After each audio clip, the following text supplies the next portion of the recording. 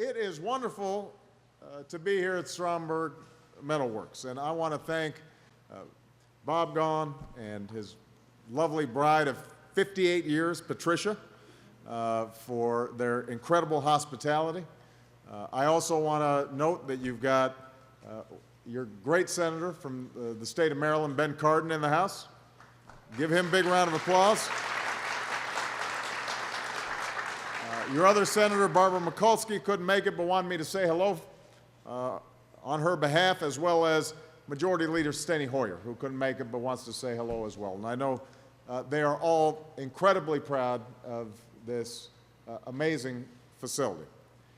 I just took a tour with Bob and saw a little bit of what you guys do here, saw the workers turning raw metal into sheets, cutting it into shapes, banging it into finished products. Everybody here is proud of what they do, and it shows in the great work that you do. This is a company with a proud history. Paul Stromberg, a former Navy metalsmith, founded it in 1940.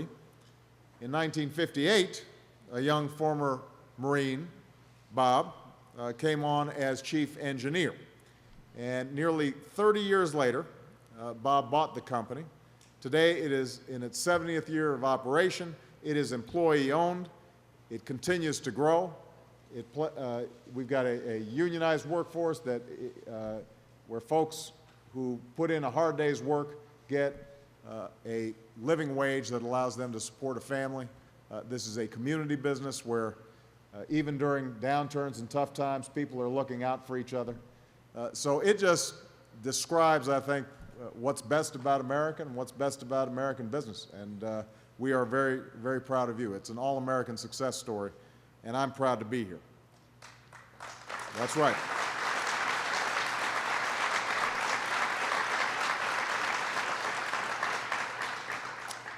Now, this morning, we learned that our economy grew at a rate of 2% over the last 3 months. We've had 9 consecutive months of private sector job growth after nearly 2 years of job loss.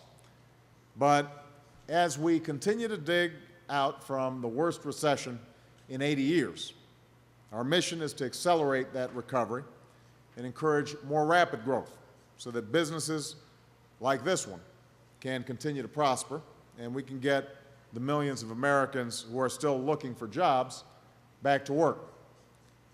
Now, I don't believe that government can or should guarantee the success of this company or any company.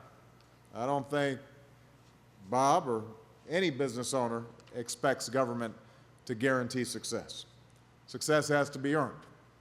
It has to be earned the old-fashioned way, through great ideas and hard work and great employees. That's the American way. But there are times, like in the past few years, when our economy is hit with as devastating a blow as we've seen, when credit is frozen, when demand is stalled, that we've got a responsibility to offer temporary and targeted incentives to spur investment, to knock down the barriers that stand in your way, and to help create the conditions you need to grow and to hire and to prosper. And that's what we've done. Since I've took office, we've cut taxes for small businesses 16 times. 16 different tax cuts for small businesses. Instead of providing tax break for companies that are shipping jobs overseas, we're giving tax breaks to encourage companies to invest right here in the United States of America, in small businesses, in clean energy firms, in manufacturers, in businesses like this one. And we've taken steps to expand lending to small businesses, which, even with good credit, continue to have difficulty borrowing the capital they need to grow. It's been just over 1 month since I signed the Small Business Jobs Act into law. And in that month, just 1 month, through just one provision in that bill, the Small Business Administration, the SBA, has supported nearly $3 billion in new loans to more than 5,000 small businesses across the country. That's fast. And we expect that when all is said and done, These steps will help support tens of billions of dollars in loans to our entrepreneurs so they can expand, they can grow, and they can hire new workers in communities like this one. Now, that same initiative also accelerated $55 billion in new tax relief for businesses that make job-creating investments over the next year, including by extending a provision in the Recovery Act called business expensing or bonus depreciation. Now, this is a pretty simple concept. What it does is allow a business like this one to immediately deduct 50% of the cost of certain investments like new equipment. And I was talking to Bob, and he says he's got to buy a new piece of equipment for this plant basically every year. The reason this company is able to compete against low-wage countries, against non-union workforces, because it's got better equipment and it's got more skilled, better workers. That's the reason that it's succeeding. So what I want to do to accelerate this recovery is to allow businesses of all sizes to immediately deduct the entire cost of these investments, 100%, all next year through the end of 2011. And that means that business owners like Bob, who decide to upgrade their plants, upgrade their equipment, that means that they are able to write off immediately that depreciation in 1 year. And that means that they're going to have additional money to invest in workers and in others' plants and equipment. So let's just take the example of Stromberg. Let's say that a similar business is thinking about buying $1 million worth of additional shop equipment next year. Typically, the business might only be able to deduct the value of that new equipment over the course of several years. Under this proposal, business like this one would be able to deduct all $1 million next year. That accelerates hundreds of thousands of dollars in tax cuts, real money that businesses can use to expand or hire new workers. Now, this is not a shot in the dark. This is a proposal that works. A new report from the Treasury Department estimates that it will accelerate $150 billion in tax cuts for 2 million businesses, large and small, around the country.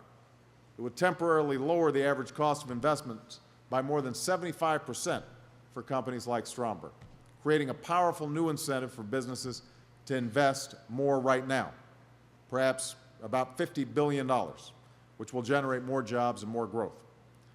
So this is a good idea. It's a proven idea. It's an idea that will allow more equipment to be purchased and eventually more folks to be hired.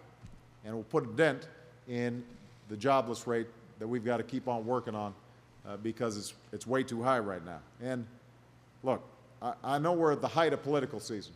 I just had my guy show me a little button showing that he had already voted, early voted. So I hope everybody else is using that as an example. But it is political season. Political season is going to be over soon. And when it does, all of us are going to have a responsibility, Democrats and Republicans, to work together wherever we can to promote jobs and growth. And the idea I'm advancing today is one that both Democrats and Republicans should be able to support. In fact, Republicans have actually offered this idea in the past. It's a simple proposal that will make a serious difference for this company and others like it. It will encourage business investment right now. It will create jobs right now. It will help our economy grow right now. And when many of our friends and neighbors are still navigating through some tough times, that's what America needs right now. When I hear Bob and Patricia talk about their lives together and building this, helping to build this company, I'm reminded that this country has been through tough times before. We've weathered tough times before. And it's precisely in those times that we regrouped, we reinvested, we retooled, and we rebuilt. It's in those times that we recaptured the ingenuity and the resilience that makes us a great people and makes this a great country. And that's the spirit that we've got to recapture and unleash once again, a spirit of optimism and confidence and hope that has made America the most dynamic country in the world. And standing here with all of you, I'm absolutely convinced that there are going to be brighter days ahead for America, an America where businesses like this one are leading our economy forward, and workers like all of you are rewarded for the work that you do, where our middle class is growing again, and investment is being made here in the United States again, and the American dream is back within the reach for all who are willing to work for it, where we're forging our future the way you forge your steel right here, with hard work and sweat, with American know-how and ingenuity, cooperating together, working together. That's how the folks who came before us built the first American century in plants just like this one. That's how we're going to make sure that the 21st century is an American century as well. So thank you very much, everybody. God bless you. God bless America. Bob and Patricia, thanks for the great work that you do. Thank you.